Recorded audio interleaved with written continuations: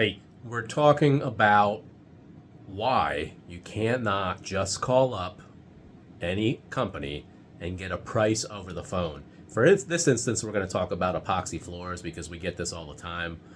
If you're calling up and we get a phone call, probably daily, that I have a 400 square feet garage or I have a 1,200 square foot basement and I need an epoxy floor price now.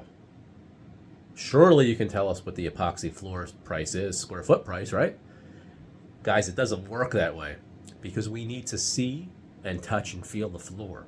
There's many things that go on with concrete, and what you don't want is a company over the phone to tell you that it's going to be $6 a square foot, and then they show up and you have those variables that now your floor became $10 a square foot because it's not going down.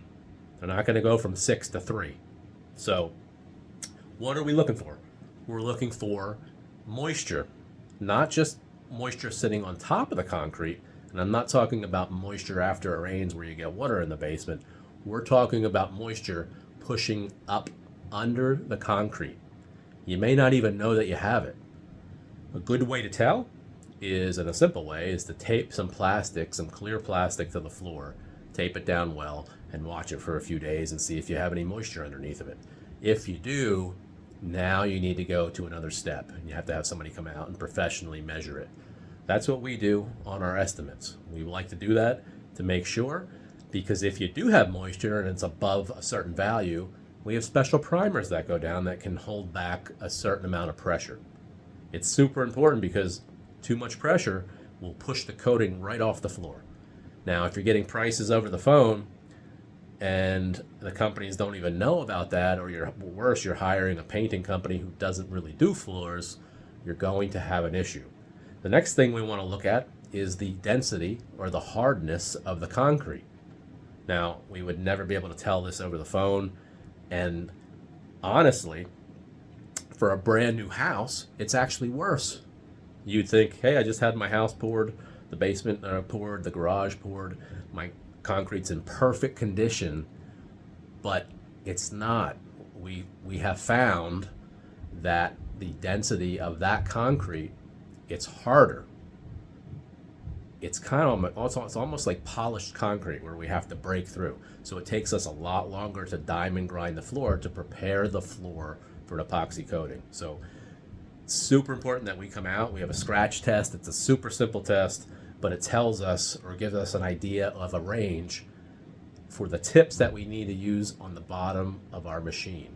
So getting an epoxy floor done, at minimal, you should have somebody diamond grinding the floor. Sometimes they shot blast. There should be no power washing. That's not going to prepare a floor. Acid etching is not going to prepare a floor. Sanding is not going to prepare a floor for a professional epoxy coating. What you'll have is a floor it's going to look great when you do it. It's going to fail. When you drive over it and over it and over it, it's called hot tire pickup. On a lesser of a coating, it's going to peel right up. So that's another thing to look for. Number 3 is you want to meet who you're hiring. Just as I need to meet and we need to meet who we're going to work with. We don't just work for everybody. If we come out to an estimate and the person is being super difficult or vague or let's say sketchy on the estimate, what do you think's going to happen when the job starts? On the back end, if you bring a contractor out and you don't feel comfortable with them, remember that contractor and his or her workers are going to be around your house, your family, your kids, and they probably have access to your garage because they got to get in somehow, unless you're home every day for them. You need to trust and have faith in who you're going to be working with and paying, especially for any contracting work, because if something goes wrong after the job, can you get a hold of them? Or did they just take off? They got your money, they got paid, they're gone. How many times have you heard that?